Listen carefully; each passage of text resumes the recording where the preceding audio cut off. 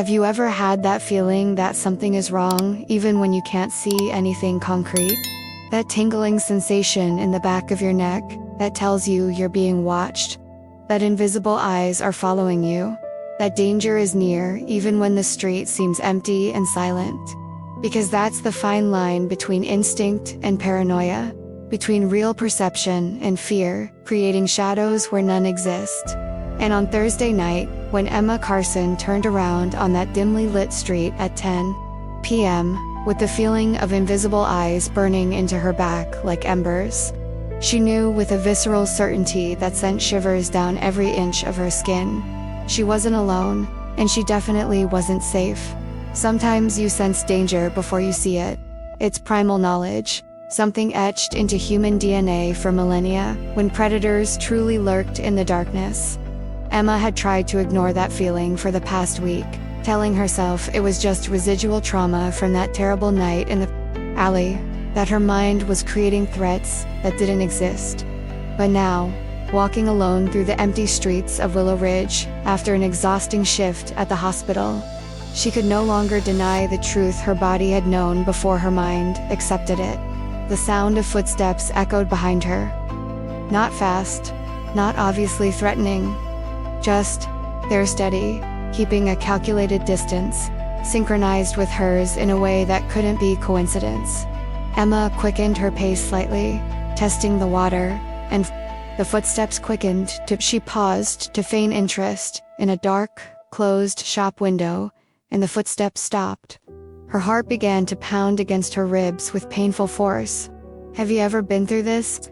That moment when you realize that what you feared was real, that you weren't imagining it, that the danger you'd been avoiding had finally caught up with you. Stay with me until the end, because what happened in those next few minutes changed everything for Emmy and revealed exactly how far a good man was willing to go to protect someone who had become much more than just a witness, a shadow. Emma saw it in the reflection of the shop window, a figure with a dark hood, hands buried in its pockets in a way that seemed menacing, positioned perhaps 15 meters behind her. When she looked directly at it, turning with a movement too quick to be casual, the figure had partially retreated into the shadows between two buildings. Not disappeared completely, just waiting. The terror that Emma had been keeping under control through sheer willpower finally broke through. She quickened her pace, turning her walk into almost a run. Turning onto a side street that during the day had been a convenient shortcut but now seemed like a terrible tactical error. Fewer lights, fewer people, more places for someone to hide. The footsteps behind her quickened. Closer. Emma could hear her own breathing, panting, barely contained panic rumbling, too loudly in her ears. Her cell phone was in her pocket, but her hands were shaking so much, she wasn't sure if she could dial.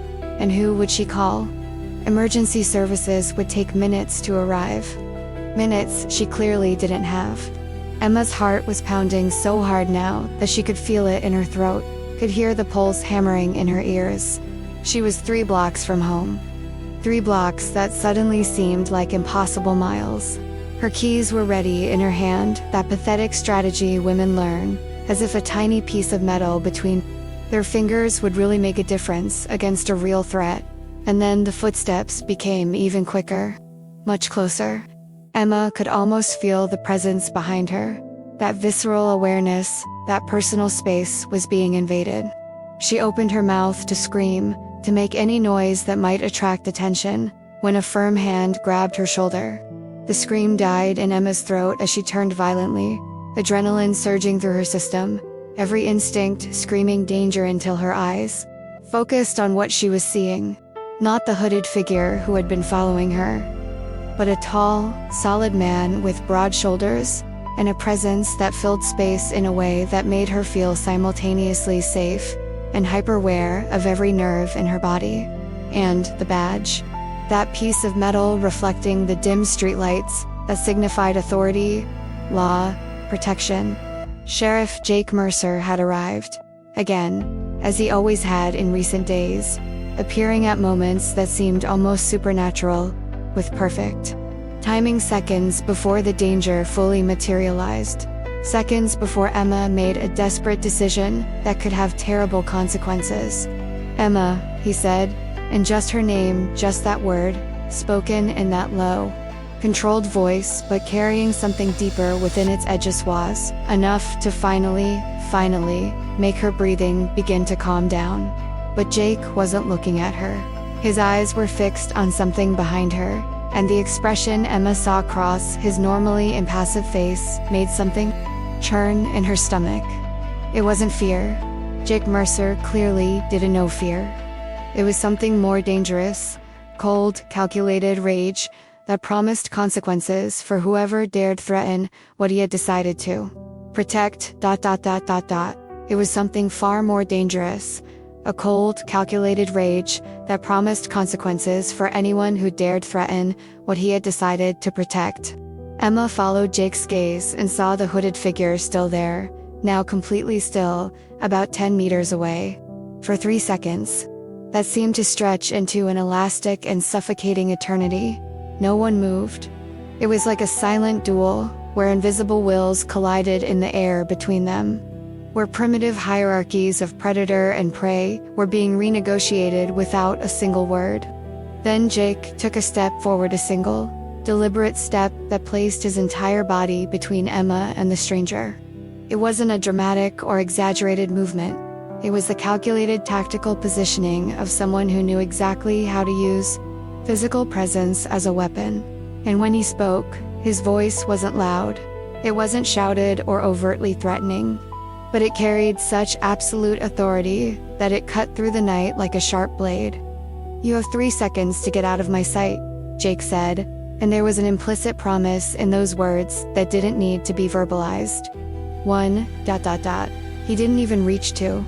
The hooded figure took a step back, then another, then turned and disappeared, running into the darkness between the buildings with a speed that revealed guilt and fear in equal measure. The sound of hurried footsteps echoed briefly and then faded completely, leaving only silence and Emma's still panting breath filling the air. Emma remained frozen for a moment, her brain trying to process what had just happened, trying to reconcile the terror that had gripped every cell in her body seconds ago with the overwhelming relief that now made her want to collapse. Her legs were visibly trembling, and she wasn't sure if she could stand if Jake wasn't there as a solid anchor to reality. If something like this has ever happened to you, that feeling of being followed, that terror of walking alone at night, that moment when the fear becomes so real you can barely breathe, share in the comments how you dealt with it. Because what Emma was experiencing wasn't unique. It was something many people face, that vulnerability that comes from simply existing in the world and trying to live your life while others see you as a target. Jake finally turned to look at Emma, and she saw genuine concern replacing the cold anger that had been on his face seconds before. "Are you all right?" he asked, and there was a gentleness in his voice that contrasted dramatically with the tone he had used with the stranger. "How did you know?" Emma asked, when she finally managed to get her voice working properly, although it came out hoarser and more shaky than she would have liked. "How do you always know, Jake? This is the 3rd time this week you've shown up exactly when I need you." Jake hesitated, and Emma saw something cross his face, not exactly discomfort, but an awareness that his answer would reveal more than he probably intended to admit. "Because I pay attention," he said finally, choosing each word carefully. "Your shift at the hospital ends at 9:45 p.m. You always walk home along the main street because it's better lit and busier. But today you left 10 minutes early and took a different route through the back alleys. That worried me." Emma blinked, processing it all. He knew her schedule. He knew her usual route home. She'd noticed a 10-minute change and a different choice of route, which meant Jake Mercer was, what? Monitoring her. Spying on her. "Are you following me?" Emma asked. And curiously, there was no accusation in her voice, just curiosity mixed with something that felt dangerously close to gratitude, and perhaps even a hint of something warmer that she wasn't ready to name. "I'm protecting you," Jake corrected with gentle firmness. "There's a difference, Emma. You witnessed something that put a target on you. And as long as I'm wearing this badge, as long as I have breath in my body, no one will hurt you. Not in my city. Not on my shift." The words were supposed to sound professional, just a sheriff doing his job. But the way Jake said them with an intensity that went beyond duty, with an almost possessive ownership of my city, and especially its safety review. Layers of feeling that Emma was only beginning to understand. And if this part is touching you, if you're feeling the intensity of this protection, this moment where Emma realizes she's no longer alone, facing danger, leave a like here so I know you're truly connected to this story. Because what comes next will show exactly how far Jake is willing to go. Jake offered Emma his arm on almost old-fashioned gesture, chivalrous in a way you rarely saw in the modern world. "Let me take you home," he said, and Emma ... double quotes. He paused, looking directly into her eyes with that intensity that made her heart race for reasons entirely different from the fear she had felt minutes before. "Stop trying to do this alone. You don't have to. You're not alone." Emma took the offered arm, feeling its solidity, its warmth seeping through the layers of clothing, and for the first time in a week since that terrible night in the alley that had started it, she felt something other than constant fear gnawing at her insides. She felt safe. Not completely, not naively, because danger was still there, lurking in the shadows. But safe enough to breathe, safe enough to feel that maybe she would survive this after all. And if you want to follow the rest of this journey, if you want to see how the relationship between Emma and Jake deepens as the danger intensifies, subscribe to the channel. Because this story is just beginning, and you'll want to be here for every revelation, every moment of tension, every second where the line between protector and something more becomes increasingly blurred. As they walked together through the now silent streets of Willow Ridge, Emma's arm linked with Jake's in a way that seemed simultaneously natural and monumentally significant. Jake began to speak, and what he revealed made Emma's stomach churn in a completely new way, because this man who had followed her wasn't random, wasn't opportunistic. It was something far more calculated, far more dangerous, and it meant that Emma had completely underestimated the extent of the threat she faced. Now I want to delve even deeper into this subject, because to truly understand the impact of what Jake was about to reveal to Emma on that walk through the empty streets of Willow Ridge, you need to understand exactly what that week since the night in the alley had done to her. And the hidden truth behind her seemingly normal life was that Emma Carson, at 28, was learning to live with fear as a constant companion, in a way that was fundamentally transforming who she was. 1 week, only 7 days had passed since that terrible night in the alley where Emma had made the fatal mistake of being in the wrong place at the wrong time, of witnessing something she shouldn't have. And those 7 days had been a journey through levels of anxiety she didn't know were possible to sustain. Her life had been turned upside down so completely that Emma sometimes had difficulty remembering what it was like to exist without that constant weight of terror pressing against her chest. She wasn't paranoid. Emma had repeated this to herself 1,000 times throughout the week, had said it aloud to the bathroom mirror when she woke up at 3 in the morning with her heart racing after yet another nightmare. She wasn't imagining things or creating threats that didn't exist. The signs were real, tangible, impossible to ignore when you paid attention. The same car, a black sedan with windows too dark to be legal, appearing in different places throughout her daily routine. Monday, parked across the street from the hospital when she got off her shift. Wednesday, parked in front of the market where she bought groceries. Friday, slowly circling her street at 6 in the morning when she went out for a walk in a futile attempt to burn off some of the anxiety that kept her awake most of the night. That persistent feeling of being watched made every nerve in her body go on high alert whenever she was in public. Emma had developed a compulsive habit of checking reflections in shop windows, looking over her shoulder every few steps, mapping emergency exits in every space she entered. It wasn't life.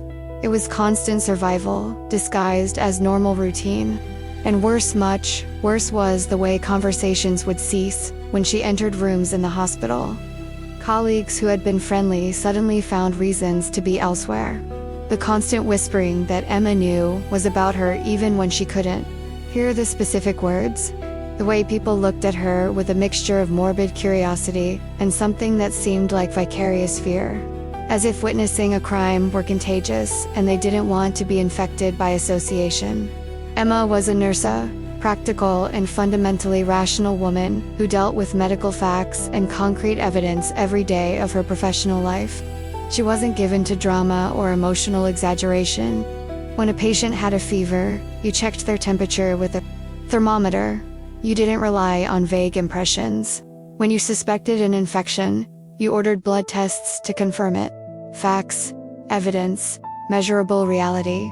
And the facts told her, with brutal clarity that was impossible to ignore, that she was being hunted, that people with resources and motivation were actively searching for her, studying her, waiting for the right moment to do something Emma preferred not to imagine in detail.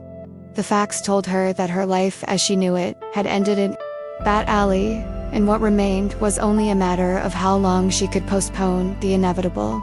The problem that kept Emma awake, more than even the fear for her own safety, was that no one but one person seemed to take it seriously. When she had reported the initial threats, when she had gone to the police station with trembling hands and a breaking voice to explain that she felt watched, that she had seen the same car repeatedly, that she had received calls from blocked numbers where only heavy breathing filled the line. The response had been ... inadequate. You're safe. Everyone said with that empty confidence of people who had never truly faced danger. We're taking care of it. We have extra patrols in your area. We're investigating. Words, just words flowing softly from mouths that didn't understand what it meant to live in real fear. Reassures that sounded hollow when Emma was alone in her apartment at 2 a.m, listening to every creak of the old building, and imagining footsteps approaching. Promises that meant nothing when she walked home from work, feeling invisible eyes on her back. But Emma knew the truth that no one wanted to admit aloud. Empty words didn't stop bullets. Bureaucratic promises didn't deter determined men. And extra patrols meant a police car passing by her street, maybe one more time per shift, completely insufficient against people who clearly had the resources and sophistication to mount coordinated surveillance. Everyone, except one person, Jake Mercer, the sheriff, who had taken her initial statement with that professional efficiency that Emma had interpreted as detachment, but now realized was actually intensely focused attention, was the only one who seemed to truly understand the extent of the danger she faced. The only one who offered not empty reassurances but concrete actions. The only one who appeared, repeatedly, exactly when Emma needed him most, even when she hadn't asked for help. Like now, walking beside her through the empty streets, his arms still offering solid support as the adrenaline of the chase slowly drained from her system, leaving behind only profound exhaustion. And Jake was about to reveal something that would make Emma understand that even she had underestimated how serious this really was. That man who followed you, Jake began, his voice low but carrying a contained urgency, wasn't random. He wasn't an opportunist looking for an easy victim.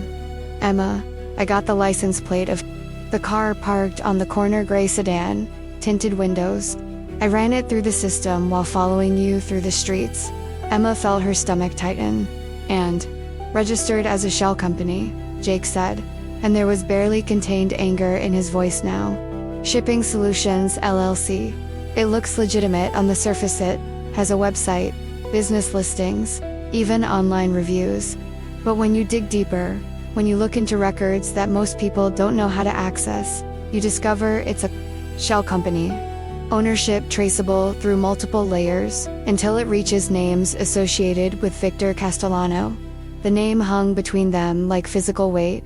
Victor Castellano, the man Emma had seen in that alley. The man whose face had been etched into her memory with crystal clarity because you don't forget eyes that are so utterly devoid of human empathy.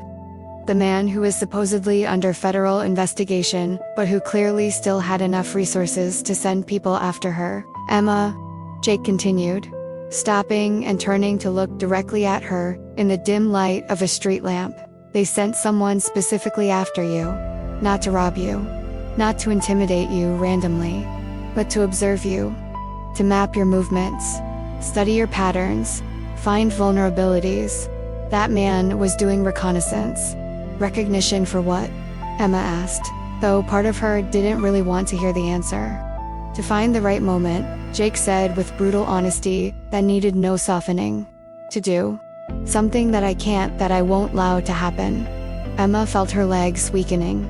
All week, she had lived with abstract fear, with vague threats and a generalized sense of danger.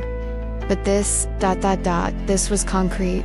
This was active planning, coordinated effort, resources being specifically dedicated to eliminating her as a problem. Jake must have seen something in her face, perhaps a sudden paleness, perhaps the way she swayed slightly, as if she were about to faint, because he immediately gripped both her shoulders with a gentle but firm grip. "Emma, look at me," he said, waiting until her eyes met his. "I won't let anything happen to you. Understand? Nothing. But you can't be with me 24 hours a day," Emma protested, and desperation was beginning to seep into her voice. "You have work, responsibilities. The whole city depends on you. You can't dedicate all your time to protecting just one person." "You watch this," Jake said, and there was a fierce intensity in his voice that cut through Emma's spiraling thoughts. "I took a vacation. 2 weeks starting tomorrow. And if I need more, I'll take more. Emma, you can't stay in that apartment anymore. It's not safe. If they have people doing reconnaissance, it means they know exactly where you live. They probably know your layout. They've definitely identified vulnerabilities. So where am I supposed to go?" Emma asked, feeling the last bit of control over her life slipping away. "I have no family. You have me," Jake interrupted her.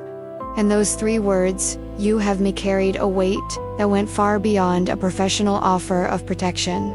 "You stay with me in my house, where I can personally guarantee that nothing happens." Comment below. This is real protection. Now I want to delve even deeper into this subject, because Jake's offer, "you stay with me," wasn't just about security, logistics, or temporary protection arrangements. It was about a fundamental transformation in the dynamic between them, a decision that would cross professional and personal lines in ways neither of them had fully anticipated. And to understand the true impact of that offer, you need to go back a few hours, to the exact moment when the abstract threat Emma had lived with for a week finally materialized into concrete and immediate danger. It was on a Thursday night, as Emma was leaving her shift at the hospital after 14 exhausting hours dealing with seemingly endless emergencies, that the feeling of being watched, that constant companion she had learned to carry like an invisible weight, transformed into something far more tangible and utterly terrifying. The shift had been particularly brutal, and Emma was operating in that zone of exhaustion, where her brain processed information more slowly, where reflexes were dulled, where the constant vigilance she had maintained for days was finally beginning to crack under the accumulated pressure.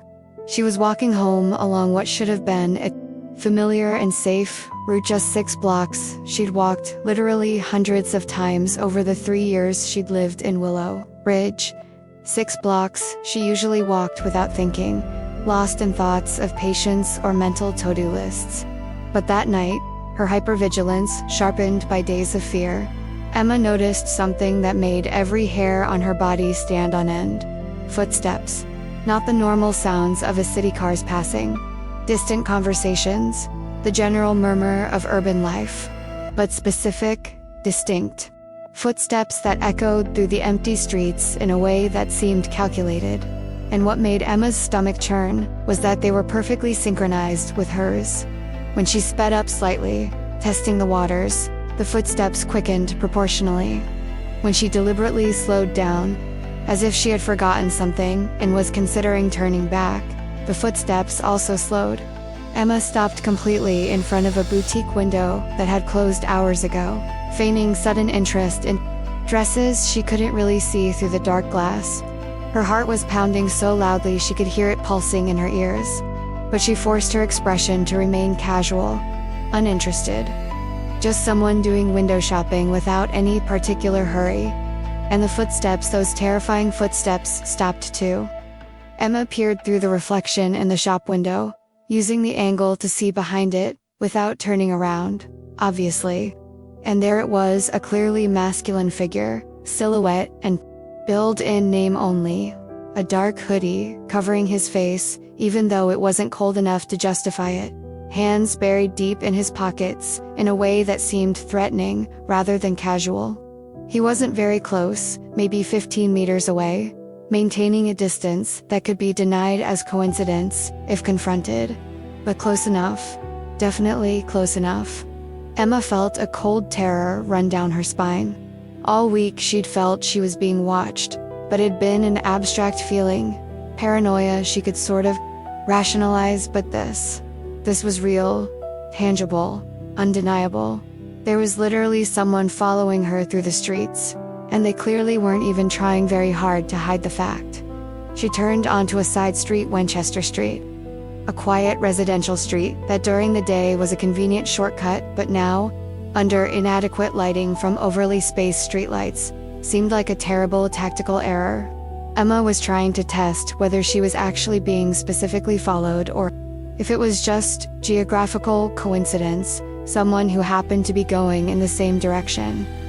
But also, part of her, the part that had entered pure survival mode, was looking for places where she could shout for help. Houses with lights on indicating people were awake. Anything that could serve as a refuge if the situation escalated beyond passive observation. The footsteps followed her down the side street. There was no denying it anymore. Her heart raced from anxiety to utter panic. Her hands began to tremble so violently that when she tried to grab her cell phone from her jacket pocket, she almost dropped it on the pavement. Emma managed to hold the phone, her fingers sliding across the screen as she tried to unlock it with a password that suddenly seemed impossible to remember, even after typing it 1,000 times. She was ready to call emergency services 911, just 3 simple numbers. How difficult could it be? When she realized with growing horror exactly where her desperate decisions had led her. The street was darker here, much darker than the main avenue she had left. Less busy, no cars passing by, no pedestrians besides her and the figure following her, no witnesses if something happened. The surrounding houses were mostly dark, people already asleep, or perhaps not even living in those properties that looked old and poorly maintained. Emma had made a terrible tactical error in trying to escape to confirm her suspicions. She had isolated herself in exactly the way anyone with bad intentions would expect a frightened victim to do. And now she was trapped too far from the main street to run back before being caught, yet too far from home to get there safely, with no obvious places of refuge around. And then the footsteps behind her changed pace. They became faster, much faster. No longer maintaining a respectful distance, but deliberately closing the gap. Emma could hear the difference in cadence.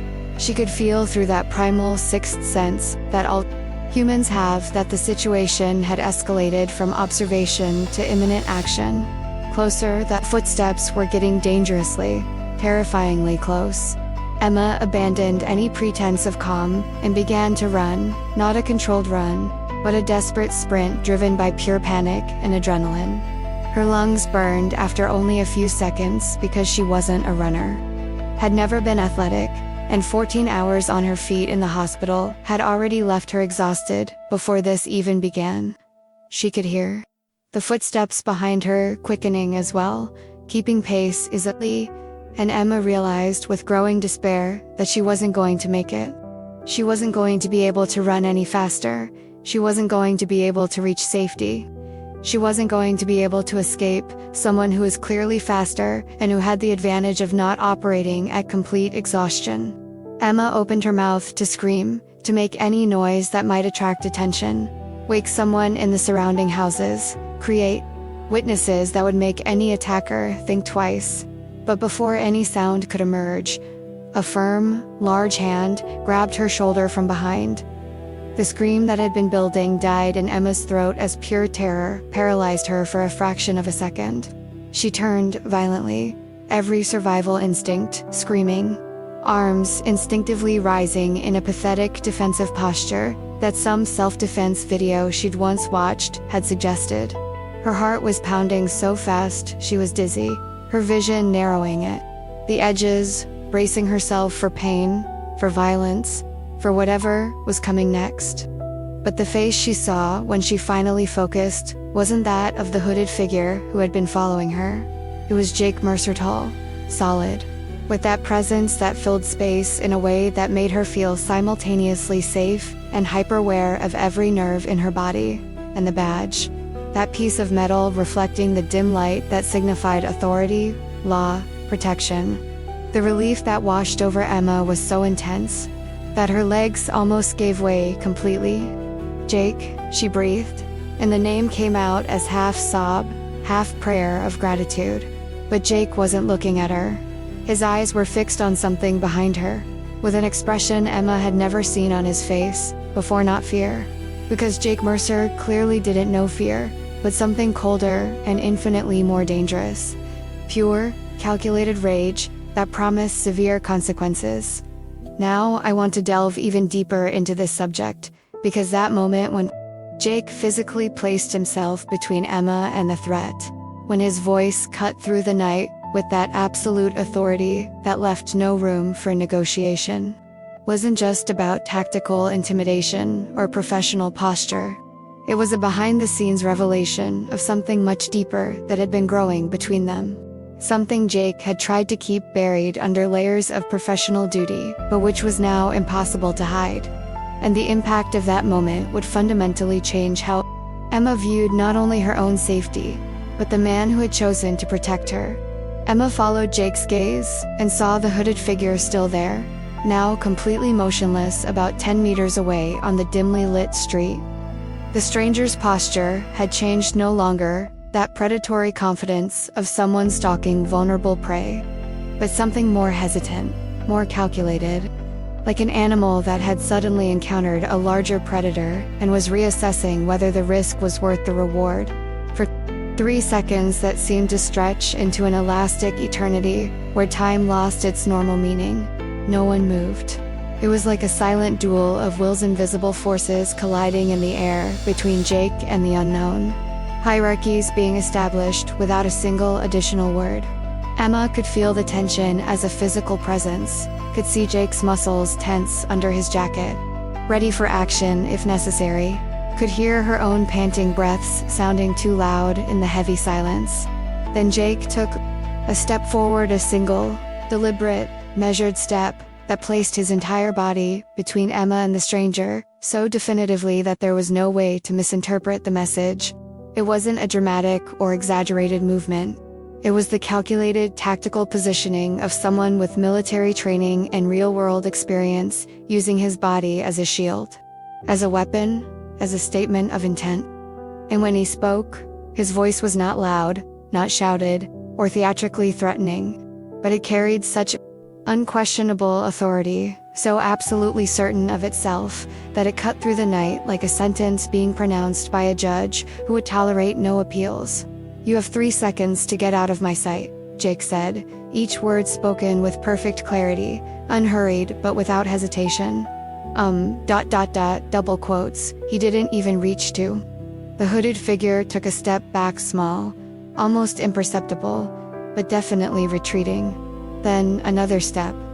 And then, as if some internal decision had been made about probabilities and risks, the stranger turned abruptly and disappeared, running into the darkness between 2 abandoned buildings. The sound of hurried footsteps echoed briefly and then faded completely, swallowed by the night. Emma remained frozen, her brain still processing how quickly the situation had changed. Seconds ago, she had been in complete panic, running desperately, certain that something terrible was about to happen. And now, Now, the threat had simply evaporated because Jake Mercer had appeared and said 3 words. The silence that followed was heavy, but not uncomfortable. Emma could hear her own breathing slowly calming down. She could feel the adrenaline beginning to drain from her system, leaving behind that characteristic post-confrontation tremor. Jake remained in a protective stance for a few more seconds, clearly verifying that the threat had truly left and wasn't just retreating temporarily, before finally turning to look at Emma, and what she saw in his face at that moment, that unprotected moment before he put his professional mask back on, revealed a truth Emma had suspected but hadn't been sure of until now. There was genuine concern there, yes, but also something deeper: fear, not for himself. Jake clearly wasn't afraid of the physical confrontation that had almost happened, but fear for her. Fear of what might have happened if he had arrived 30 seconds later. If that figure had reached Emma before him. If the night had ended completely differently. "Are you okay?" Jake asked, and there was an urgency in his voice that went beyond professional concern. His hands came to her shoulders, not restraining, but checking, as if he needed the physical contact to confirm that she was truly unharmed and not hurt. Emma nodded, still not trusting her own voice. Her heart was still beating too fast, her hands still visibly trembling. But she was alright, scared, definitely traumatized by yet another experience, but physically unharmed. "How did you know?" Emma finally managed to ask, when her voice decided to cooperate. "How do you always know exactly when to show up, Jake? It's the 4th time this week. The 4th time you've been there at the exact moment I need you." Jake hesitated, and Emma saw that internal struggle. She was beginning to recognize the tension between maintaining an appropriate professional distance and admitting something more personal, more complicated. When he answered, he chose each word with visible care. "Because I pay attention," he said, and there were layers of meaning in that simple sentence. "Your shift at the hospital normally ends at 9:45 p.m. But today, you stayed past 10 p.m. because I saw the emergency room lights were still on, and called to confirm you were working overtime. You always walk home down the main street, Maple Street, because it has better lighting and more traffic, even late at night. It makes sense. It's a smart choice." He paused, and Emma saw something change in his expression. "But today you left 10 minutes earlier than your normal extended shift would end and took a different route through Winchester Street. I saw you turning off the main avenue when I was patrolling, and that worried me. Because you never deviate from patterns without reason. So I followed to make sure everything was alright." Emma processed it, the full impact of what Jake was saying, slowly seeping through the haze of adrenaline. He knew her schedule, not approximately, but exactly. He knew her usual route in minute detail. She'd noticed a 10-minute change and a different street choice, and had considered it significant enough to investigate personally. "You're following me?" Emma said. And curiously, there was no accusation in her voice, just a statement of fact, mixed with something that sounded dangerously close to gratitude, and perhaps even a hint of something warmer that she wasn't ready to name. "I'm protecting you," Jake corrected with that gentle firmness that had become familiar. "There's a difference, Emma. Following implies invasion of privacy, observation without consent or need. Protecting is it's ensuring that when you walk alone at night, there's someone close enough to intervene if something happens. It's checking that you get home safely.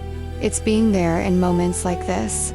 He took a step closer, closing the space between them in a way that seemed both natural and laden with unspoken meaning. "Emma, you witnessed something that put you on target. And as long as I'm wearing this badge, as long as I have breath in my body, no one will hurt you. Not in my city, not on my shift, and definitely not while I can do something about it." The words should have sounded professional, just a sheriff doing his job, protecting a vulnerable citizen. But the way Jake said them, with that intensity that made his eyes seem darker in the dim light, with that almost possessive ownership over my city, and especially over its safety, revealed layers of feeling that went far beyond official duty. Comment below, he truly cares. Now I want to delve even deeper into this subject. Because Jake's offered the outstretched arm, the almost old-fashioned gesture of chivalry that you rarely saw in the modern world. And especially those last words, "You're not alone," marked a fundamental transformation in Emma's journey, from isolated victim to someone who finally had a real ally, someone willing to stay when most would run away. And behind that seemingly simple moment lay a hidden truth about Jake Mercer that explained exactly why he was willing to go so far. To risk so much, to cross lines that most professionals would never cross. Emma stared at the offered arm for a long moment, processing all the implications of that gesture and those words. It wasn't just about physical support to walk, though her legs were still trembling enough that support would be welcome. It was about acceptance. About finally admitting that she couldn't do this alone, that trying to be strong and independent and cope with all this without help had almost cost her something terrible tonight. She took his arm, and the contact, even through the layers of clothing, was surprisingly comforting. There was solidity there, strength, something fundamentally reliable, in a way Emma hadn't allowed herself to trust anyone in a long time. And as they began to walk together through the now silent streets of Willow Ridge, Emma felt something shifting inside her. Not an instant cure for the trauma, or a magical disappearance of the fear, but a small crack opening in the walls she had built around herself. A space opening where perhaps, just perhaps, she could let someone in. "Stop trying to do this alone," Jake had said. And those words echoed in Emma's mind with an impact that went beyond the immediate moment. Because he had seen something Emma had tried to hide, even from herself, that she was exhausted from carrying everything alone. From pretending to be stronger than she felt. From waking up every morning and forcing herself to keep functioning when every instinct screamed to completely collapse. "You're not alone," Jake had said. And God, Emma wanted to believe it. She so badly wanted to believe that she had finally found someone who would stay, who wouldn't run away when things got toughened. Things were already beyond tough, and clearly were going to get worse before they got better. They walked in silence for almost an entire block, and it was strange how that silence wasn't uncomfortable. There was no pressure to fill the space with empty conversation or forced reassurances. Just presence, Jake there, solid and vigilant beside her, and Emma slowly remembering how to breathe without that constant tightness of panic in her chest. Finally, when they passed under a properly functioning lamppost, and Emma could see his face more clearly, she broke the silence with the question that had been burning in her mind ever since he had appeared. "Why do you do this, Jake?" Emma asked, and there was genuine vulnerability in that question. "Not just showing up tonight, but everything. Monitoring my schedule, knowing my routes, being there repeatedly when I need you. You're the sheriff of an entire city. You have dozens of cases, hundreds of responsibilities. Why dedicate so much time and energy and attention to one person?" Jake didn't answer immediately, and Emma saw that familiar struggle playing out on his face, the tension between a safe, professional response and risky personal honesty. They had arrived at a small park, more of a patch of grass, with 2 benches than a real parkland. Jake gently guided Emma to sit on one of the benches before answering. He stood for a moment, gazing at the dark trees, swaying gently in the night wind, clearly gathering his thoughts. When he finally sat down beside her and spoke, his voice carried the weight of something old and painful that he clearly rarely shared. "Because I lost someone before," Jake said, and there was guilt etched into every word. "A witness, Sarah Hollis. She was 22, had just graduated with a degree in education, wanted to be an elementary school teacher. A whole life ahead of her. All those dreams and plans that young people have when they still believe the world is fair and that doing the right thing is always rewarded." He stopped, and Emma saw his jaw clench. "She witnessed a murder. She was in the wrong place, like you. And she trusted me to keep her safe. I was young. I'd only been sheriff for 2 years, and I believed in the system. I followed all the protocols perfectly. I put Sarah in local witness protection. I had 2 officers patrolling her area. I filled out all the paperwork correctly. I did everything right according to the manual. The bitter way he said okay revealed exactly where this story was going, and Emma felt her heart clench in anticipation. 3 days later, Jake continued, his voice growing lower. Sarah was dead. Shot at her doorstep as she was leaving to give a statement. The protection officers had just finished patrolling 15 minutes earlier. The gunmen waited until the street was empty, did their job, and disappeared before anyone could respond. He finally turned to look Emma directly in the eye, and she saw the guilt he carried materialized in his face. We never fully discovered how they got her location. A leak at the police station, perhaps. Or just patient observation and opportunity, no matter how the result was the same. Sarah trusted the system to protect her, and the system failed. I failed. Emma instinctively took his hand, an impulsive gesture of comfort that surprised them both. Jake, you can't blame yourself for. I can, and I do blame you. Jake interrupted, but didn't pull his hand back. Emma, I went to her funeral. I looked into the eyes of her parents, who had trusted me, who had believed me when I said I would keep their daughter safe. And I saw accusation there, even when they said they didn't blame me. I saw what my failure had cost them. He squeezed Emma's hand, as if he needed that physical contact to continue. I promised myself that day, standing in the cemetery listening to the pastor talk about lives cut short too soon, that it would never happen again.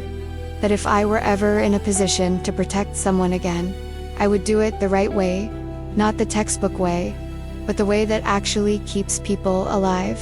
Jake paused, and what he said next revealed the full truth that Emma had suspected, but wasn't sure of. So when you walked into my precinct a week ago, when you gave that statement with trembling hands but determination in your eyes, when I saw that same fear I'd seen in Sarah, but also that same stubborn courage, Emma, I knew I wasn't going to let the system fail again. I wasn't going to rely on protocols and paperwork. I was going to do whatever it took to make sure you didn't end up like Sarah. Emma felt tears burning behind her eyes. But Jake, this isn't just about redeeming past mistakes, is it? You just admitted there's something more. Something about me specifically. Jake remained quiet for a long moment, and Emma saw the exact moment when he decided that honesty, complete and vulnerable honesty, was the only way, even if it meant revealing feelings that would complicate everything. It's not just about Sarah, he admitted. It started that way, but Emma... At some point this week, you stopped being just a redemption case. You stopped being just a witness. I needed to keep alive to prove to myself that I wasn't the failure I became after Sarah. He turned completely to look at her, and there was something in his eyes that made Emma's heart race in a way that had nothing to do with fear. You've become the person I think about when I wake up. The person whose smile, that smile you give patience, even when you're clearly exhausted, stays in my head. The person who made me realize that I'd spent 6 years just existing, making movements, but not really living or feeling anything genuine. Now I want to delve even deeper into this subject, because Jake's confession, that vulnerable admission that Emma had become more than just a fling or a responsibility, fundamentally changed the dynamic between them in ways neither of them was fully prepared to navigate. And what happened on the way to Emma's apartment, the revelations Jake shared about the true extent of the danger she faced, would transform that growing emotional connection into concrete decisions that would irreversibly cross professional lines. They sat on that bench for a few more minutes, their hands still intertwined, the weight of that confession hanging in the air between them like an almost physical presence. Emma should have been frightened by that intensity, should have been worried that Jake was letting feelings cloud his professional judgment. But all she felt was overwhelming. Relief mixed with something warmer, more complicated, something that felt dangerously close to being reciprocated. But the moment was broken, when the radio strapped to Jake's belt crackled with static, followed by a distorted voice reporting a minor incident on the other side of town. Jake responded with professional efficiency, confirming that he was handling the situation but that another officer could cover, and then turned back to Emma with an expression that had returned to that focused determination she was learning meant he was in full protective mode. "Come on," he said, standing up and offering his hand to help her to her feet as well. "I need to take you home, and then we need to have a serious talk about what comes next." On the way to Emma's apartment, Jake insisted on walking on the street side, always positioning himself between her and any potential threat. He explained what he had discovered throughout the day through an investigation that had clearly gone far beyond his official responsibilities. And it wasn't good news. In fact, it was news that made Emma's stomach churn with renewed terror. "That man who followed you tonight wasn't a random person," Jake said, his voice low but heavy with barely contained tension. "After he ran away, I got the license plate of the car parked on the corner, a gray sedan with tinted windows that was there when I arrived. I ran it through the system while following you." Emma felt her heart clench in anticipation because Jake's tone suggested that what was coming next would be bad. "Registered for a company called Logistics Solutions Inc., Jake continued. "It looks legitimate on the surface. It has a business address, online listings, even employees listed on LinkedIn. But when you dig deeper, when you search corporate records and trace the chain of ownership through multiple layers of shell companies, you eventually arrive at names associated with Victor Castellano. The name hung over them like a physical weight. Victor Castellano, the man Emma had seen in that alley, whose face had been etched into her memory with terrifying clarity. The man who was supposedly under federal investigation, but who clearly still had enough resources and freedom to pose a very real threat. "Emma," Jake said, stopping and turning to look directly at her in the dim light of a lamppost. "They sent someone specifically after you. Not some random mugger or opportunistic criminal. It was a professional operative doing assigned work, and it wasn't meant to intimidate or scare you into silence." "Then what for?"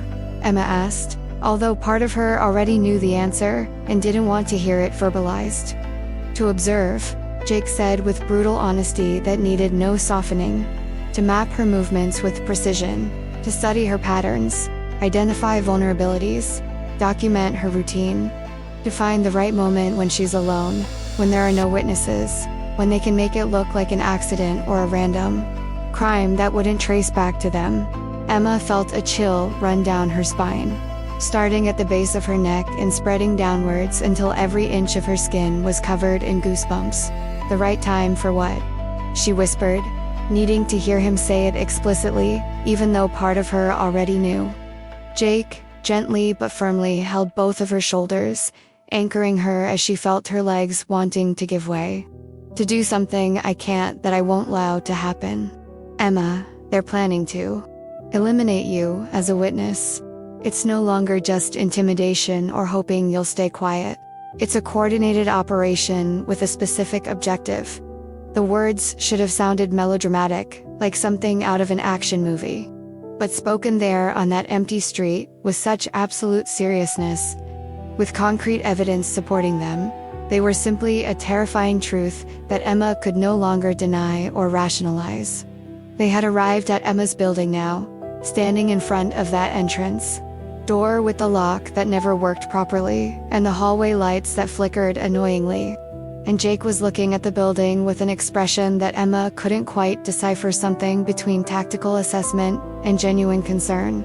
"Emma, you can't stay here anymore," Jake said, and it wasn't a suggestion but a statement of fact. "This apartment isn't safe.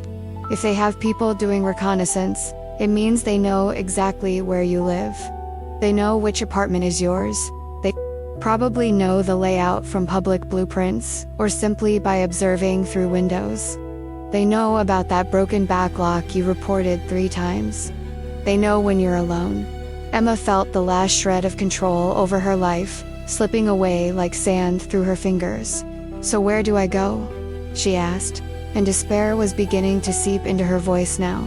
That feeling of being cornered, with every option being eliminated until nothing was left. "I have no close family. I have no friends who..." can host me indefinitely without asking questions I can't answer. I have no money for a long-term hotel or to simply disappear and start a new life in another state. So what?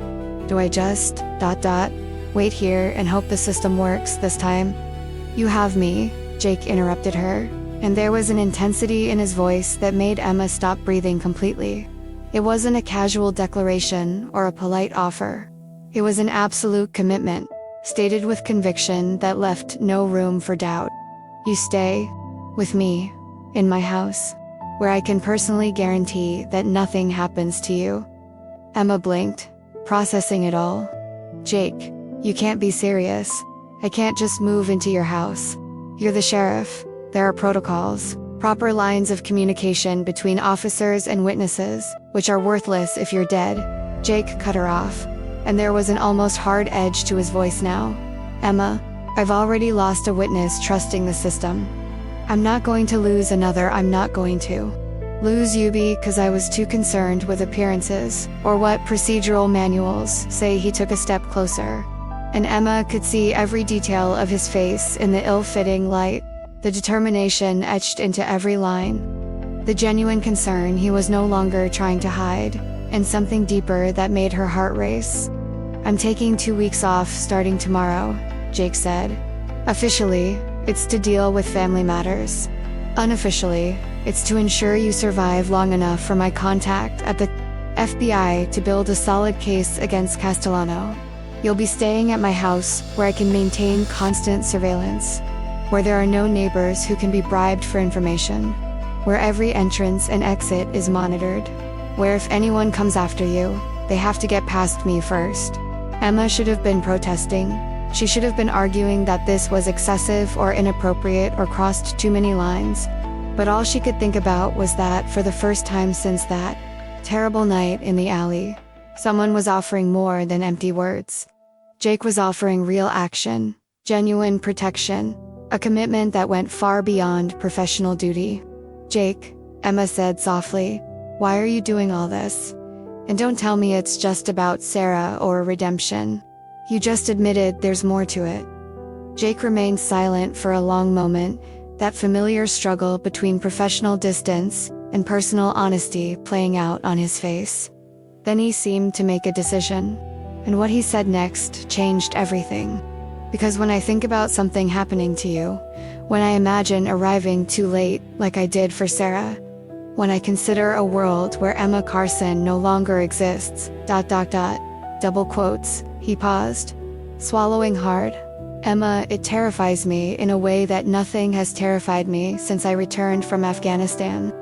And it tells me that you've become so much more than just a witness or a case. You've become important, personally important, and I'm not going to apologize for letting that influence my decisions if it means keeping you alive. Comment below. He truly cares deeply. Now I want to delve even deeper into this subject, because that confession, it's about you, specifically you, marked the point where Jake definitively crossed the line between professional protector and something much more personal, much more complicated. And what happened in the following hours, after Emma finally agreed to stay at his house, would reveal not only the extent of Jake's commitment, but also the behind-the-scenes moral conflict he had been grappling with since the moment she walked into his precinct a week ago. Emma had packed a bag with hands that still trembled slightly, no longer from immediate terror, but from the accumulated exhaustion of a week living in a constant state of alert. Clothes for a few days, basic toiletries, the worn teddy bear that had belonged to her mother, and that Emma would never publicly admit she still slept hugging some nights. While she gathered her things, Jake had done a quick but meticulous sweep of the apartment, checking every window, every lock, every potential entry point, with trained eyes that clearly saw vulnerabilities Emma had never considered. You're not coming back here alone, Jake had said when they finished. Never. If you need anything else, I'll come with you or send someone I trust to get it. Emma, this place is compromised now. They know where it is. And until we sort this out, you're not setting foot here without an armed escort. Jake's house, located on a quiet street in the suburbs of Willow Ridge, where houses had real backyards and neighbors kept a respectful distance, was surprisingly cozy for a man who supposedly lived alone and had a reputation for being tough and aloof. Emma didn't know what she had expected, perhaps something Spartan and functional, more military accommodation than home. But what she found was lived-in space, with signs of personality everywhere. There were many books stacked on shelves that occupied entire walls of the room. Fiction, non-fiction, biographies, military history, even some novels that Emma suspected Jake would refuse to read if confronted. There were photos and picture frames of younger Jake in military uniform. Jake with an older man who must have been his grandfather based on the resemblance. Jake with a group of men who had that characteristic veteran look. There was even a plant near the window, a hardy succulent that had survived, despite probably inconsistent attention. In the kitchen, when Jake guided her there offering coffee, even though it was almost midnight, showed signs of real use, not just a microwave and takeout, but quality cookware and spices, arranged in a way that suggested someone actually cooked occasionally. "The guest room is at the end of the hall," Jake said, setting her bag down on the floor. "The bathroom is second on the right. Clean towels are in the closet. If you need anything during the night, anything, Emma, no matter how trivial it seems, my room is first on the left. And I'm a light sleeper." Emma nodded, absorbing everything, trying to process that this was now temporarily her reality, living in the sheriff's house, under constant protection, her life completely turned upside down. But then, after Jake had given her a quick tour and shown her where everything was, after Emma had put her few belongings in the guest room, which was clean but clearly not used often, she found Jake in the living room checking the window locks. And it was watching him do that, check methodically, testing each latch, adjusting curtains for maximum privacy, positioning a chair near the front door in a way that created an additional obstacle, that Emma finally asked the question that had been burning in her mind ever since he had made that offer. "Why are you doing this?" Emma asked softly, not wanting to scare him but needing to understand. "Risking so much. Jake, you're risking your career. By crossing these lines, you're risking your reputation. If someone finds out you have a witness living with you, that you're doing this outside of official channels, you could face investigation, suspension, maybe even lose your badge. So why?" Jake was checking the third window when she asked, and Emma saw his shoulders tense. He stopped what he was doing, that obsessive security ritual she realized he probably performed multiple times a night, and stood silently for a long moment, his hands still on the window latches. When he finally spoke, his voice carried the weight of something old and painful that he had mentioned before but not fully explained. "Because I lost someone before," he said, still with his back to Emma. "A witness I promised to protect. Sarah Hollis. She trusted me, trusted the system, and the system failed spectacularly. And she died shot at the front door because someone leaked information, or because we didn't take enough precautions, or because I trusted protocols instead of instincts." He turned slowly to look at Emma, and she saw the guilt he carried materialized in every line of his face. "I failed, Emma. I failed completely. And I promised myself, standing at her funeral, listening to her mother sob and her father stand in stoic silence, clearly broken inside, that it would never happen again. That if I were ever in a position to protect someone again, I wouldn't let bureaucracy or concern for appearances or fear of crossing lines stop me from doing what truly keeps people alive." Emma saw the truth in that confession, saw how that loss had shaped who Jake had become, but she also saw that it wasn't the whole story. "Jake, you can't protect me 24 hours a day indefinitely," she said gently. "You have a life, a job, responsibilities to the whole city. Eventually you'll have to go back to work, back to your normal routine. And then what?" "I took vacation," Jake said with that determination that Emma was beginning to recognize meant he had made a decision and wouldn't be easily dissuaded. 2 weeks, officially. And if I need more time, I'll take more. I have accumulated vacation weeks that I've never used. Emma, you don't understand. This isn't just about professional duty or redeeming past failure. He took steps until he was standing directly in front of her, and Emma had to look up to meet his eyes. It's about ... double quotes. He paused, clearly struggling with words, struggling to verbalize something he probably didn't fully understand himself. It's about you, specifically you, not some generic witness or case to be solved. Emma Carson as a person, the woman who smiles at patients even when she's exhausted, who cares about strangers, who chose to do the right thing even knowing the risks. The intensity in his voice made Emma's heart race. "Jake, let me finish," he said, and there was urgency in his voice now. "I've spent 6 years since Sarah basically existing, but not living. Work, home, never letting anyone get close enough to matter, because if you don't care, you can't be hurt when you inevitably fail or lose them. It was survival.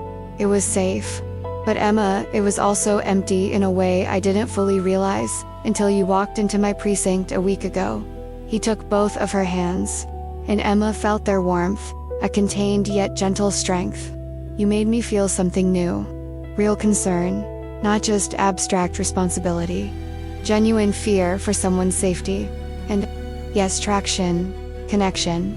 Something that's growing, and that goes far beyond the proper professional relationship between sheriff and witness." Jake took a deep breath. "So when you ask why I'm doing this, why I'm risking so much, the honest answer is that I can't not do it. Because the idea of something happening to you, of arriving too late, of having to live with this guilt. But this time being much worse, because this time I know the person matters to me personally. Emma, that terrifies me in a way that combat hasn't terrified me, that life or death situations haven't terrified me. Because that would mean losing not just a witness, but you. Now I want to delve even deeper into this subject. Because Jake's confession, that raw and vulnerable admission that Emma had become personally important to him in ways that went far beyond professional duty, fundamentally changed the atmosphere between them. And in the days that followed that first night at his house, a transformation occurred that neither of them had fully anticipated. Not a dramatic and sudden change, but a gradual evolution, where protector and protected slowly became something much more complicated, much more intimate, much more real. Emma discovered layers to Jake Mercer that she never would have imagined existed, based on that ruthless, distant sheriff who had taken her initial statement. She discovered that he woke up at 5:30 every morning, no matter how late he had stayed up, a military habit he had never broken. She discovered that he made pancakes for breakfast, although they were consistently burnt because he got distracted checking the perimeter and forgot he had something on the stove. "Sorry," Jake said on the first morning, looking at the charred discs with an expression somewhere between embarrassment and frustration with himself. "Cooking has never been my strong suit. I usually just make eggs or eat cereal. But the effort mattered a lot, because Jake was clearly trying to make Emma feel welcome. He was trying to create some semblance of normalcy in a situation that was anything but normal. And Emma, touched by that clumsy effort, had taken the spatula from his hands with a gentle smile and said, "Let me teach you." She discovered that Jake had an astonishing collection of old books, first editions of Hemingway and Steinbeck, worn volumes of poetry by soldiers from the First World War. Even some classic novels that Emma suspected he would refuse to read if asked. When she commented on the collection, Jake had shrugged it off in that way of his that tried to downplay things that clearly mattered. "My grandfather left me most of them," he had explained. He believed that men should read widely, not just about war and tactics, but about humanity, about what makes people make the choices they make. He said I would become a better soldier and a better man if I understood not only how to fight, but why we fight. Emma discovered that Jake checked on her obsessively 55-6. Sometimes 7 times a night, he would find an excuse to stop by the guest room, offering water, asking if the temperature was comfortable, if she needed an extra blanket, if she had heard any strange noises. It was so transparent, it was almost funny, except that Emma saw the genuine concern behind those constant checks, saw the fear that if he relaxed his vigilance for a second, something terrible would happen. And Emma, in turn, began to care for him in small but significant ways that surprised them both. She made coffee exactly the way Jake liked it, strong enough to be almost bitter, with just a touch of cream but no sugar. She had watched how he made it in the early days and had memorized the ritual.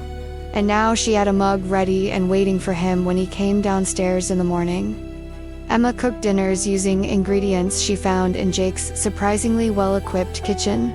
Nothing elaborate because she wasn't a professional chef, but real home-cooked meals that he ate as if they were gourmet banquets. On the third night, she saw that Jake had closed his eyes after the first bite of a simple roast chicken with vegetables. And when he opened them, there was something that seemed like emotion there. "How long has it been since someone cooked for you?" Emma had asked softly.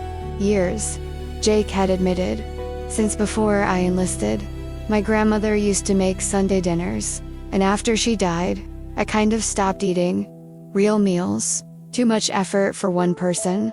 Emma tended to minor injuries that Jake consistently ignored, cuts from perimeter checks through thorny bushes, bruises from gym workouts he insisted on keeping even on vacation, that chronic strain in his right shoulder from years of carrying equipment.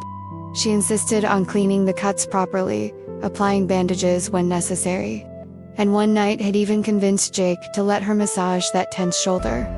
"You don't have to do this," Jake had protested weakly while Emma worked on the muscle knots.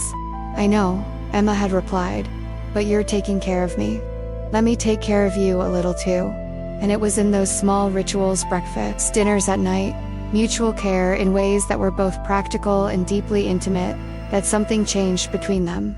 The transformation was gradual enough that neither could pinpoint the exact moment it happened, but suddenly the house no longer seemed like just temporary shelter or a tactical security arrangement. It began to feel ... like home. It was on the fifth night Tima had lost exact count of the days, because they were beginning to blend into a suspended bubble of time, that the most revealing moment occurred. Emma had gone to bed relatively early, exhausted from another training session where Jake had insisted on teaching basic self-defense. "Not because I expect you to need it," he had said, "but because knowledge is power, and you deserve to have all the tools possible." But at 2:43 a.m., Emma looked at the clock. When she awoke, she was jolted from her sleep by a nightmare.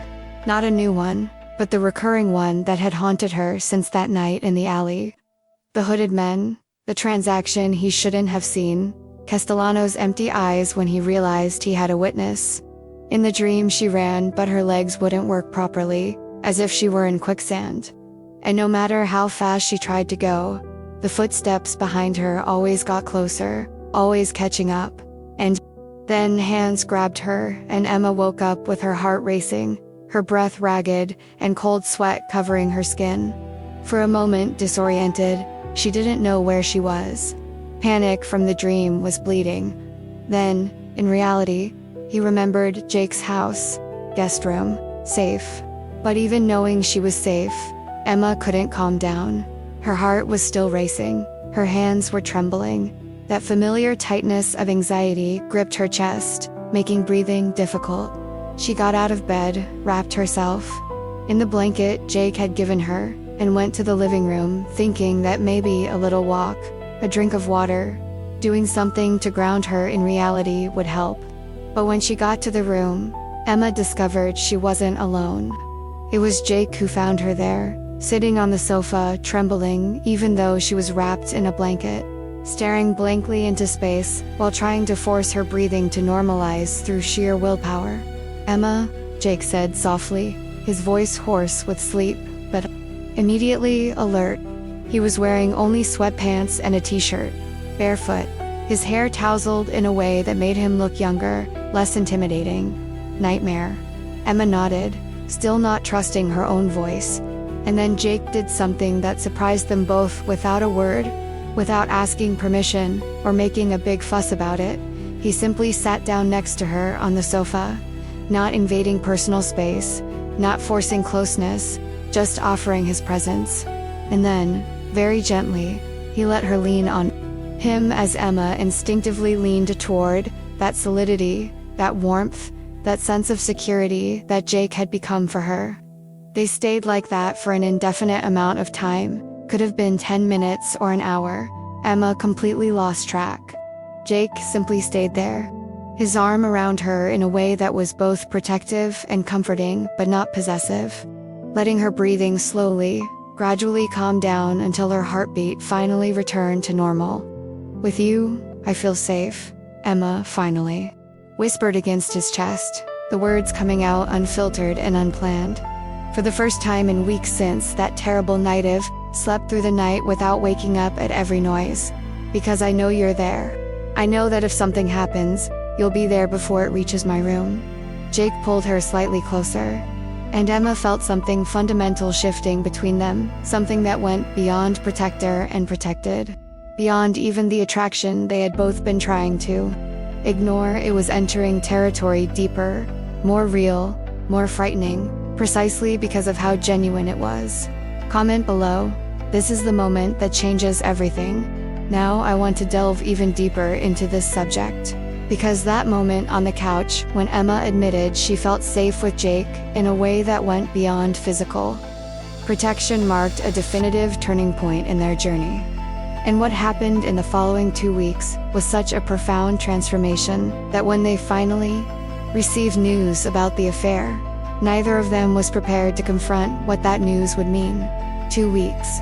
14 days, living in a suspended time bubble where the outside world existed only as an abstract threat kept at bay by Jake's constant vigilance. 14 days of comfortingly familiar routines, breakfast with Jake, invariably burning toast, but improving with pancakes. Afternoons where she read while he worked remotely. Evenings cooking dinners together. 14 days where conversations had gradually deepened from safe topics to real revelations. Emma had talked about her mother, about caring for her during years of multiple sclerosis, about how it had shaped her decision to become a nurse. Jake had shared about Afghanistan, not the glorified parts, but the brutal realities that had changed him. And then, one Tuesday afternoon, while Emma was reading on the balcony, Jake's cell phone rang. Emma watched through the window as he answered, saw his expression change. When he left, there was something about his face that made her stomach clench. "It was Rebecca," Jake said, referring to the contact in the FBI. "They made a move. Coordinated arrests this morning across 3 states. They caught 8 members of the Castellano organization, including 2 high-ranking ones." Emma should have felt pure relief, but all she felt was apprehension. "This is good, right? It's progress," Jake said carefully. "Real progress.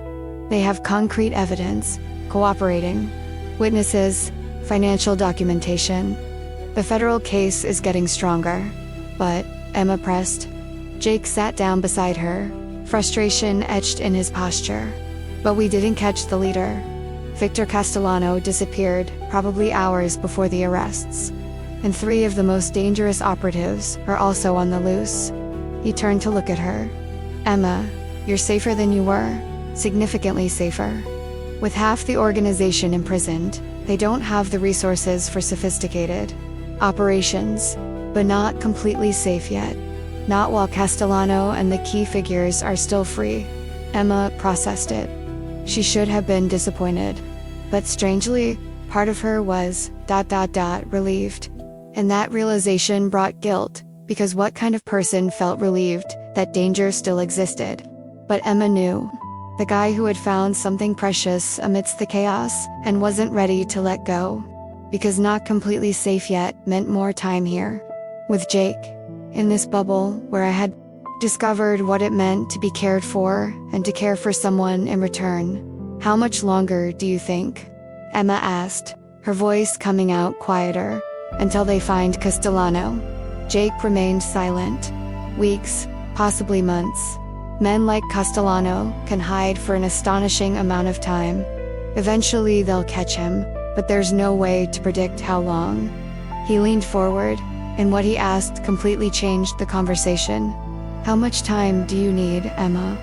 The question hung between them, laden with meanings neither was ready to verbalize. Because they both knew it wasn't really about safety. It was about them, about what had grown between them. "I don't know," Emma admitted, raw vulnerability in that confession. "Jake, these last 2 weeks have been strange. They should be terrifying. I'm in hiding. There are people trying to kill me. But strangely, I've been happier than I've been in years." She forced herself to continue. "I wake up without that immediate dread. There's no loneliness. There's no feeling of just surviving. And I know it's circumstantial. I know all the logical reasons why it shouldn't mean what it seems. But Jake, I don't want this to end. Not just the safety, but this is. And that scares me because I don't know if it's real, or if, when the danger passes, we'll realize we have nothing but extreme circumstances." Jake took her hand, intertwining their fingers. "I have the same fears," he admitted. "I stay awake wondering if, when you no longer need protection, you'll see me only as the sheriff who did his job. If these 14 days will become just a strange memory." He stopped. "Or maybe this is the beginning of something real. Something that survives a return to normalcy. Emma, I didn't do this just out of duty. I did it because you've become the most important person in my life. And the idea of you leaving when this is over, that terrifies me more than any physical danger. Now I want to delve even deeper into this subject. Because that mutual confession, that vulnerable acknowledgement that what had grown between them was real and frightening and complicated in ways neither of them knew how to navigate, fundamentally changed the atmosphere in Jake's house. And the week that followed, that conversation was a journey through emotional territory neither of them had anticipated, revealing hidden truths about what they truly wanted, not just security, but from each other. They didn't talk about it explicitly again after that afternoon, on the porch, but something had changed in a way that was impossible to ignore. The accidental touches became deliberate. Jake, taking Emma's hand when they watched a movie at night. Emma leaning against him on the sofa in a way that now felt natural, instead of bold. The conversations deepened even further, moving beyond past stories to future hopes, to dreams they had both kind of let die, but were being gently resurrected in each other's presence. Emma began to imagine a future that went beyond when this is over. She began to imagine not returning to that lonely apartment, but perhaps staying here, in this house that had begun to feel more like home than anywhere she had ever lived. She began to imagine mornings where making coffee for Jake wasn't a temporary gesture, but a permanent routine. Where her books mingled with his on the shelves, where the guest room became something more. And a week after that conversation, when Emma was beginning to gather the courage to verbalize those thoughts, to ask if Jake imagined similar futures, his phone rang at 3 a.m. Emma woke instantly at the sound. Those weeks, living in a state of heightened alert, had sharpened her reflexes so that any unusual noise would jolt her awake. She heard Jake answer the door in his room, heard his low but tense voice through the wall. For 30 seconds that seemed to stretch into an agonizing eternity, she lay in bed, listening to that tone of voice that she had learned meant serious news. Then Jake appeared in the doorway of her room, and Emma saw his face pale in a way she had never seen before. Not even when he had told her about Sarah Hollis, not even when they had received news about the arrests. This was different. This was genuine fear, and barely contained anger colliding in an expression that made Emma's stomach drop. "What happened?" Emma asked, already sitting up in bed, her heart starting to race in anticipation. Jake entered the room, switched on the soft light of the bedside lamp, and sat on the edge of the bed with deliberate care, as if trying not to startle her. When he spoke, his voice was tense in a way Emma rarely heard. "It was Rebecca," he said. "She just received news that changed everything. The leader, Victor Castellano, posted bail. She's free." The words took a second to sink in completely, and when they did, Emma felt as if all the air had been sucked from the room. "What? Jake, you said the charges were serious, that he was being held without bail. He should be. Jake interrupted, anger seething beneath his controlled voice. But he has excellent lawyers, and apparently a judge, who is convinced he doesn't pose a flight risk. He posted $5 million bail like it was pocket change. And Emma, double quotes. He paused, his jaw clenching. The first thing she did when she got out was ask about you. Specifically about you. Asked his lawyer if the key witness was still cooperating with the federal investigation. Emma felt a chill run down her spine. Does he know my name? I always knew, Jake said, with that brutal honesty she'd learned was his way of respecting her intelligence instead of sugarcoating truths. Emma, you gave formal testimony. Your name is on official documents. What he didn't know until now was your location or current status. But the fact that his first action was to ask about you specifically means you're at the top of his priority list. Emma forced herself to breathe slowly, trying to think through the panic that threatened to swallow logic entirely. So what do we do? Do we stay here and wait? Do we move to another location? Do I go into official witness protection? Jake took both of her hands, and Emma saw something passing across his face that looked like a decision being made, a line being crossed that he had been avoiding, but that now seemed inevitable. None of these options are good enough, he said. Staying here is risky now that Castellano is actively searching. Moving to another location only postpones the problem. An official witness protection, double quotes. Frustration clear, Emma. The system that has leaks is the same system that would run witness protection. I don't trust it. So what? Emma asked, and despair was beginning to creep in because it seemed like every option had been eliminated.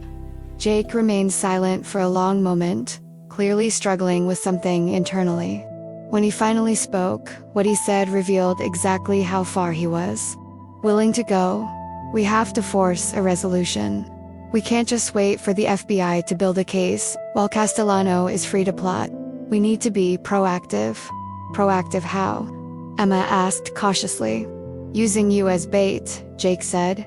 And before Emma could protest, he quickly continued. Not real bait exposed to danger, but making Castellano think he has an opportunity. Rebecca can plant information that you're being moved to a new location. We can create a false trail. And when he bites, when he sends people after what he thinks is you, we catch them with direct evidence of an attempt to intimidate or eliminate a federal witness. It was risky, immensely risky, but Emma could see the logic. What if he doesn't bite? What if he's too smart to fall for that? So we continue building the case in other ways, Jake said. But Emma, men like Castellano have egos. They have that arrogance that comes from escaping consequences for years. He'll want to eliminate you as a threat personally, not delegate completely.